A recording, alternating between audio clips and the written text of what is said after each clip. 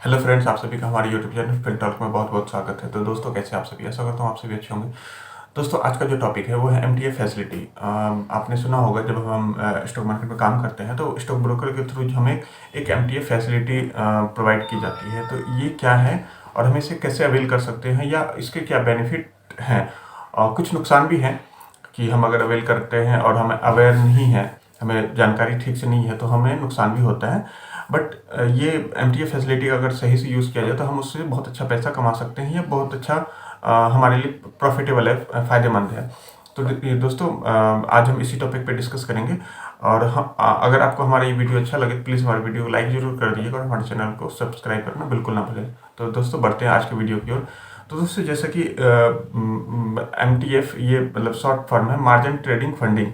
मतलब कि stock broker के थ्रू, जैसे हमें आपको पता, आप सभी को पता ही होगा, जब स्टॉक मार्केट में आप काम करते हैं तो इंट्राडे में जब हम कोई स्टॉक लेते हैं तो वहाँ पे हमें कुछ मार्जिन, स्टॉक ब्रोकर के थ्रू हमें कुछ मार्जिन, मतलब कि फॉर एग्जांपल अगर हमने 10,000 रुपये लगाए तो वो डिपेंड की 4x 5x, यानी कि 10,000 रुपये लगा के 40,000 50,000 का आप स्टॉक खरीद सकते हैं। लेकिन इंट्राडे में ये होता है, एंड इंट्राडे फैसिलिटी में, हाँ, ये भी मैं आपको बता दूं, ये सारे स्टॉक्स पे कोई नहीं देता, कुछ सेलेक्टेड स्टॉक्स पे देते हैं। कुछ हर स्टॉक ब्रोकर का अपना क्राइटेरिया है, वो फुलफिल करने के बाद कुछ स्टॉक्स पे दिया जाता है ये एमटीएफ की फैसिलिटी।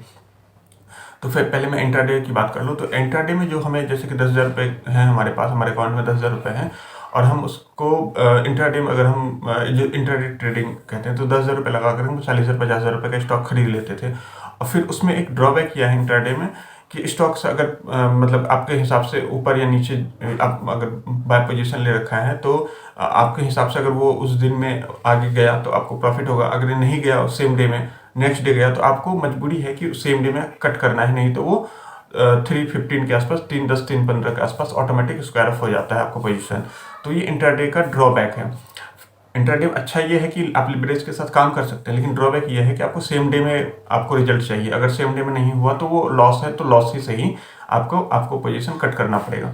अब ये चीज़ें, और डिलीवरी में क्या होता था, जो हम आज ले लिए, अगर हम, ठीक है, हमें पता है कि ये 10 दिन के बाद स्टॉक, हमें ऐसा लग रहा है कि हम अपना एनालिसिस वगैरह करने के बाद हमें ये पता चल रहा है कि ये स्टॉक जो है यहाँ से 10 रुपये बढ़ जाएगा या 10% बढ़ जाएगा, आने वाले टाइम में 10% बढ़ जाएगा। मान के चलिए टाइम होराइजन 1 महीने का रखते हैं, 1 महीने में ये 10% बढ़ जाएगा। तो अब हमें मान के हमें 20,000 रुपये का स्टॉक लेना है या 25,000 का स्टॉक लेना है, और आपके पास 25,000 रुपये अभी अकाउंट में नहीं है, और मतलब कि अभी फिलहाल आपको लेना है, तो आपके अकाउंट में जैसे कि हर स्टॉक में ये हर स्टॉक बाय स्टॉक पे वेरी करता है कि कोई स्टॉक ब्रोकर आपको 1/3 पे दे देगा। जैसे कि फॉर एग्जांपल कोई स्टॉक है, एबीसी स्टॉक है, अगर उसको आपको आपके अकाउंट में 10,000 रुपये हैं, तो आप या तो आप 10,000 रुपये की डिलीवरी उठा लीजिए, 10,000 रुपये दीजिए, 10,000 रुपये की डिलीवरी उठा लीजिए, या फिर आप उसको एमटीएफ के थ्रू एमटीएफ ऑर्डर लगाइए। उसमें क्या होगा कि आपको 10,000 रुपये का 25,000 से 30,000 रुपये का ऑर्डर आपको मतलब स्टॉक्स आपको मिल जाएगा। तो वो जब स्टॉक आपको 25 से 30,000 रुपये का मिल जाएगा, तो जो बैलेंस अमाउंट है, जैसे कि 20,000 25,000 रुपये, जो भी आपको बैलेंस बच गया, उस अमाउंट को वो एक तरीके का लोन प्रोवाइड कर देता है कि 25,000 रुपये के स्टॉक ब्रोकर ही आपको एक तरीके का लोन प्रोवाइड कर दिया। अब उस लोन, वो जो अमाउंट ब्रोकर के थ्रू प्रोवाइड किया गया है, बस स्टॉक ब्रोकर जो है पर्टिकुलर जो अमाउंट आपको प्रोवाइड किया गया उस अमाउंट पे वो इंटरेस्ट चार्ज करता है। डिपेंड, हर ब्रोकर का अलग अलग है। तो एग्जांपल की चलिए 20-22% का इंटरेस्ट एनुअल के हिसाब से वो चार्ज करता है। ये 20-22% हर ब्रोकर लेता है, ऐसा नहीं है, कोई इससे ज़्यादा भी लेता है, कोई इससे कम भी लेता है। तो वो ब्रोकर टू ब्रोकर वेरी करता है। वो आपको अपना ब्रोकर पे देखना पड़ेगा कि आपको ब्रोकर क्या चार्ज करता है। तो मान के चलिए अगर जो भी है 20,000 रुपये, अगर मतलब 10,000 रुपये आपका है, 20,000 रुपये ब्रोकर का है, तो 30,000 का आपने स्टॉक ले लिया है, 20,000 जो बचे हैं, 20,000 का आपके थ्रू लोन है जिसका कि ब्रोकर आपसे इंटरेस्ट चार्ज कर रहा है। अब वो स्टॉक ले लेने के बाद आपको लग रहा है कि नहीं, मुझे 1 महीने होल्ड करना है, 1 महीने के बाद ये बढ़ जाएगा, इसका स्टॉक प्राइस बढ़ जाएगा, तो आपको जो आपने खरीदा है उसके सेम डे में या शाम तक में आपको मतलब स्टॉक्स को प्लेज करने का ऑप्शन आता है। तो आपको स्टॉक्स जो है वो प्लेज करना पड़ेगा। प्लेज के अलग चार्जेस होते हैं, अप्रॉक्स मान के चलिए 30 to 40 रुपीज़ प्लस जीएसटी ये भी ब्रोकर टू ब्रोकर वेरी करता है। तो लगभग रफली 30 से 50 हज़ार रुपये के आसपास में प्लेजिंग चार्जेस होते हैं। तो वो प्लेज करना पड़ता है आपको। स्टॉक जब आपने स्टॉक प्लेज कर दिया तब आप उसको मतलब कि 10,000 रुपये जो आपने पे कर रखे हैं उसी अमाउंट पे आप होल्ड कर सकते हैं। मतलब कि कुछ ब्रोकर तो 3 महीने तक का देते हैं, 3 महीने तक मैक्सिमम है। कोई ब्रोकर लाइफ टाइम देता है कि जब तक आप होल्ड करना चाहे कर सकते हैं। कुछ ब्रोकर मतलब उसमें भी ब्रोकर टू ब्रोकर वेरी करता है। तो लगभग 3 महीने के आसपास तो लगभग हर ब्रोकर देते हैं। ज़्यादातर ब्रोकर 3 महीने तक तो देता ही देता है, मिनिमम 3 महीने देता है, बाकी लंबे टाइम तक भी देते हैं बहुत। तो जब आप मतलब मान के चलिए कि 1 महीने में आपका प्रॉफिट आ गया तो आपने बेच लिया, आप मान के चलिए 30,000 का आपने खरीदा और 10% बढ़ गया स्टॉक। अब आपने स्क्वायर ऑफ किया, मतलब कि बेच लिया जो 30,000 का स्टॉक था। तो जो 20,000 रुपये जो मतलब ब्रोकर के थे वो उनको चला गया। 10,000 रुपये पे आपने 3,000 रुपये कमाया। हाँ, 3,000 रुपये जो कमाया उसमें आपको ब्रोकर को इंटरेस्ट दिया होगा, अपने प्लेजिंग चार्जेस होंगे।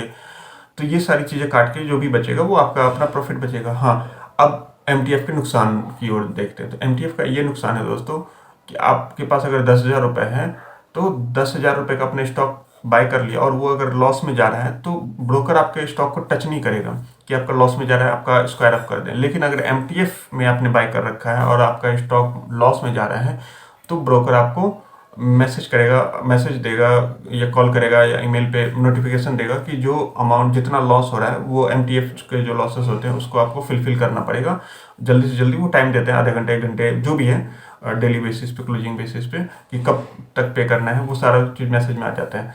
तो वो आपको पे करना है। अगर आपने पे नहीं किया तो वो ब्रोकर के पास ये अथॉरिटी होती है कि वो आपके स्टॉक को बेच के अपना जो उन्होंने जो फंड प्रोवाइड किया था वो अपना फंड निकाल ले।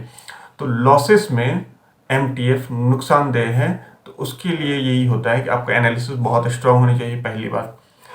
और अगर आपने एमटीएफ ले भी लिया है तो बहुत ज़्यादा लिवरेज ना ले लें। हाँ ठीक है, मतलब कि ब्रोकर तो मतलब कि 10,000 का 30,000 का माल मतलब कि स्टॉक उठाने के लिए दे देता है।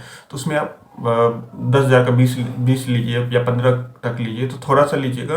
तो आपके पास थोड़ा सा नीचे, मतलब अगर थोड़ा बहुत नीचे आता भी है तो ब्रोकर तुरंत नोटिफिकेशन नहीं देगा या तुरंत मतलब कि रिक्वायरमेंट नहीं होगी, फंड एक्स्ट्रा फंड की रिक्वायरमेंट नहीं होगी। अगर आपने पूरा ज़्यादा लिवरेज ले लिया है तो फंड की रिक्वायरमेंट जल्दी से जल्दी आ जाएगी। हाँ, आपको अगर एनालिसिस वगैरह प्रॉपर आता है, आपको पूरा कॉन्फिडेंस है कि जो हमने बाय किया है ये एकदम ऊपर आ जाएगा, तब तो आप वहाँ से अच्छा प्रॉफिट कमा सकते हैं।